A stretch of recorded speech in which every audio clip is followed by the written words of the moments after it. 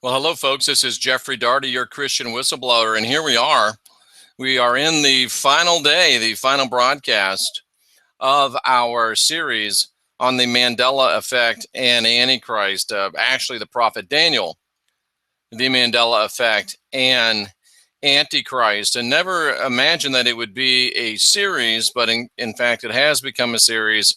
There will be a playlist in addition to this single broadcast for you to be able to take a look at. And due to a lot of requests, since there was so much information shared, I've also created this.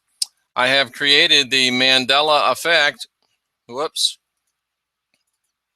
I have created the Mandela effect and Antichrist ebook. So the prophet Daniel, the Mandela effect and Antichrist from me, the Christian whistleblower, Jeffrey Darty.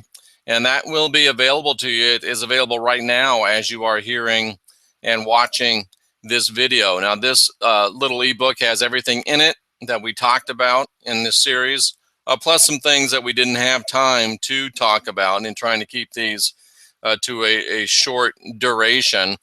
$4.99 ebook sent directly to you through your email. So I welcome you to go ahead and get the Prophet Daniel, the Mandela Effect, and Antichrist ebook, and it will give you all the information that you need about what many have said is the best study that they've seen, the best handling of this subject that they've seen. And of course, that does make me feel very, very happy. It makes me feel like I'm doing some things that need to be done. So I really do appreciate your support, and I appreciate your watching. And as we jump right into this final broadcast, we saw that in our last broadcast that the Antichrist is the same being that called and empowered the Apostle Paul, the unthinkable is true, the God of modern Pauline Christianity, has been unmistakably identified by Yeshua himself as the Antichrist. And this is not something that was caused by, of course, the Mandela effect, but this is something that the Mandela effect has been brought into place to try to stop the emergence of this daft knowledge. And to give you some context to the stunning revelation, we look at the full context of the two passages that we talked about, the passage in Luke and the passage, of course, in the book of Acts. And let me just go ahead and give you a quick look at this. And this is actually coming right from the ebook. And as we give you a look at this, doggone it, things always happen to go crazy when you're trying to do some things, right? So as we look into the ebook, right here you see that Yeshua said, "Behold, I give you authority to tread on serpents and scorpions and over all the power of the enemy, and nothing will injure you." And the literal Greek is, "I give you power over stinging thorns that pierce like a scorpion sting." So Yeshua says to all his people, all his followers, that no stinging thorn that pierces like a scorpion sting will be able to harm any of his people. That's rather fascinating when you think about it, and especially when you read 2 Corinthians chapter 12, verse 7, where the Apostle Paul says, "There was given me a thorn in the flesh, a messenger of Satan to torment me." Paul says, "I was giving a stinging thorn that pierces like a scorpion sting in my flesh, a messenger of Satan to torment me." Folks, are you seeing and understanding the enormity of this? Paul himself is saying that he received in his flesh that which Yeshua said his people, his followers, would never receive. It was Paul's own testimony that he was afflicted by the same exact kind of stinging thorn that Yeshua promised his followers would never be afflicted with. Paul said he was afflicted with one. This is clear New Testament language that Paul was not one of the people of Yeshua. And we also want to note that Luke wrote his gospel that contains this thorn language employed by Yeshua 10 years after Paul wrote 2 Corinthians. So Luke did this specifically and intentionally to tie the two passages together in the minds of the New Testament readers and in the minds of those of us that would read and have eyes to see and ears to hear. Are you starting to understand now why the correct chronological order of the New Testament books is so very critical? And adding to the specificity with which Luke wrote is, again, the very real possibility that it was Luke himself, still acting as Paul's scribe, that wrote both passages. I do believe it was, and I do so for historical reasons. And also, I want to be as fair as possible towards Saul/Paul, because if Luke wrote both passages, it is an intriguing example of him acting as a double agent spy within Paul's camp. I believe this to be true, and I wrote exclusively of it in my book, Apostle Paul Antichrist, which is available at my website that you see below, in addition to the new Mandela Effect book. But if Luke didn't write both verses, which is possible, then it becomes obvious that Paul dictated the Corinthian verse to a different scribe. And if Luke was not involved, then Paul, about 20 years after the events on the Damascus Road, had come to agree with Yeshua as to the origin of the stinging thorn, because Paul identified it as being of Satan. Paul admitted that it came from the Satan. Paul admitted that it came from the adversary. Paul admitted that it came from the Antichrist. And just to put a fine point on the subject, let me point out this one other little detail. Acts 9:17 and 18 says that Paul, receive your sight, be filled with the Holy Ghost, and immediately there fell from his eyes as it had been scales, and he received his sight. Now, the reader of Acts 9 will remember that Paul was blinded during his encounter with the adversary, with the Antichrist on the Damascus Road. And the above verse shows exactly what it was that blinded him. It was scales. Literally rendered, Strong's Exhaustive Concordance says that they are scales as of a reptile. So the verse literally says, reptilian scales fell off his eyes, and he received his sight. Paul had seen a manifestation of the Antichrist. He'd been blinded by him. He was blinded by reptilian scales. And when the reptilian scales fell off, his sight was restored.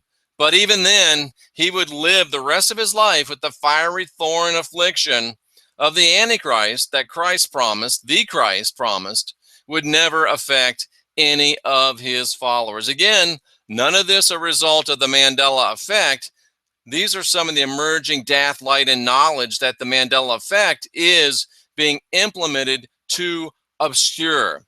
Plausible deniability, though, only works on the ignorant or the willfully self-deceived. Ignorant means lack of knowledge. You now have the knowledge.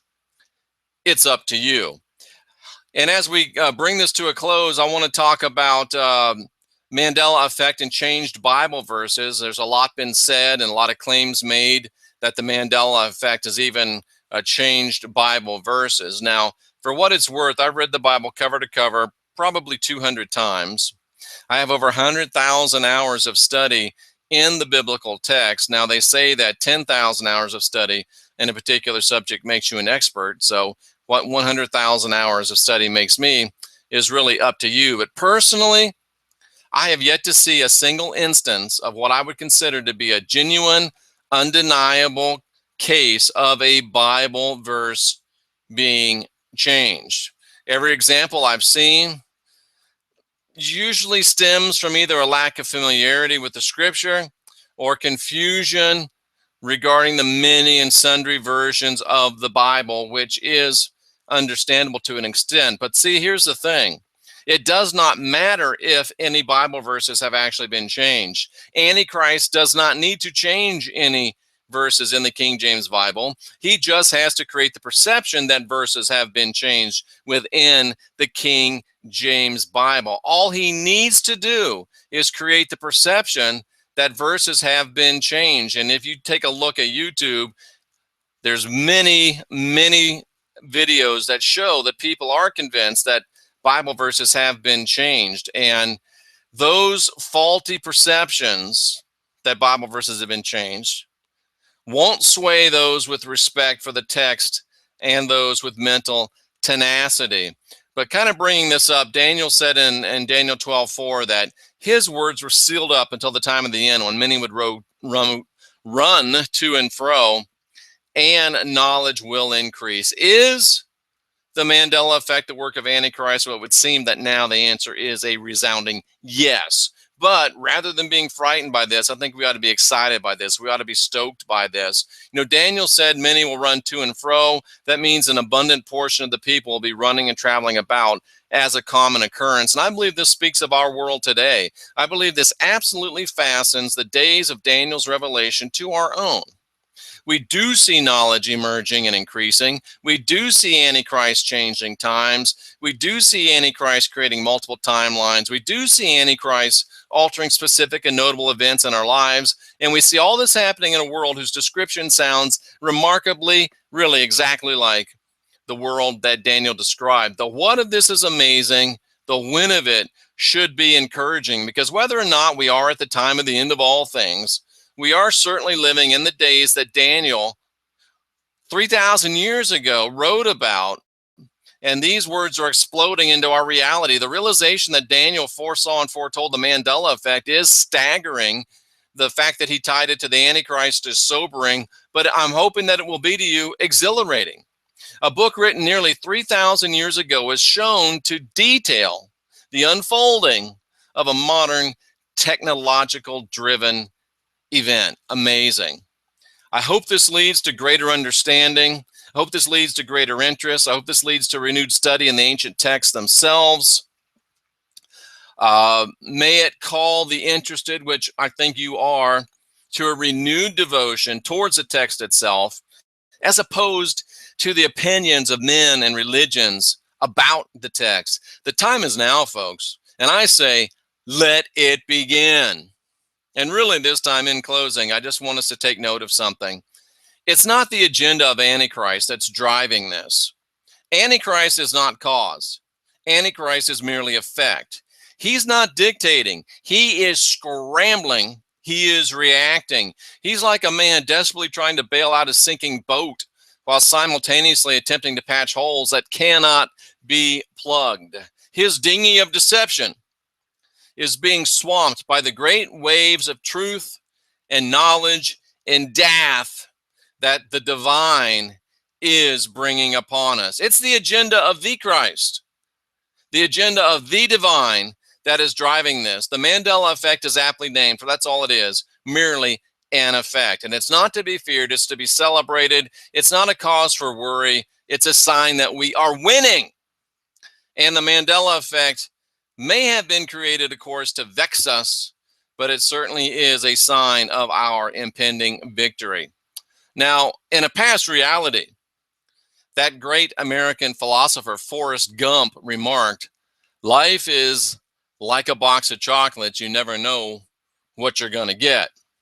In this changed reality, Gump now says life was like a box of chocolates. You never know what you're going to get. Of course, a new statement makes no sense, and that's really a clue to us. And with apologies to Mrs. Gump, for it was she who Forrest was quoting, the real truth is that life is not, life was not, and life never will be like a box of chocolates to those that respect, to those that study, and to those that believe the simple, literal, biblical text.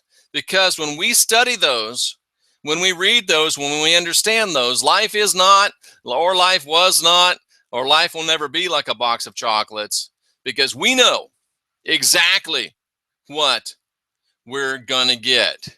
An old verse says that the divine will do nothing except he reveal it to his prophets, her prophets, their prophets. I believe that to be true.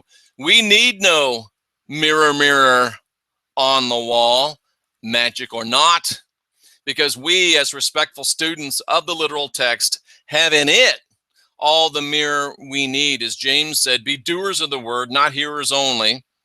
Otherwise, you're deceiving yourself. For anyone who hears the word but doesn't carry it out is like a man who looks at his face in a mirror and after observing himself goes away and immediately forgets what he looks like. We're looking into the mirror on the wall of the literal original text. And some might say that is even magical in that it does give us power and strong intention to live and persevere through Mandela effect and any other red herrings of Antichrist. We're not forgetting. We're building it, our foundation, on the solid rock of sure textual reference and knowledge. And as we do, the fruits of knowledge will come. We know exactly who our father is. We know who our mother is. It's a beautiful day in the neighborhood, and we are still the champions of the world. I'm Jeffrey Daugherty, the Christian Whistleblower, and this has been the Prophet Daniel, the Mandela effect, and Antichrist. We'll get the playlist up, the book's available. We're doing our best to bring you peace. We're doing our best to bring you light. And above all else, we're hoping that you will take the steps necessary to unindoctrinate yourself.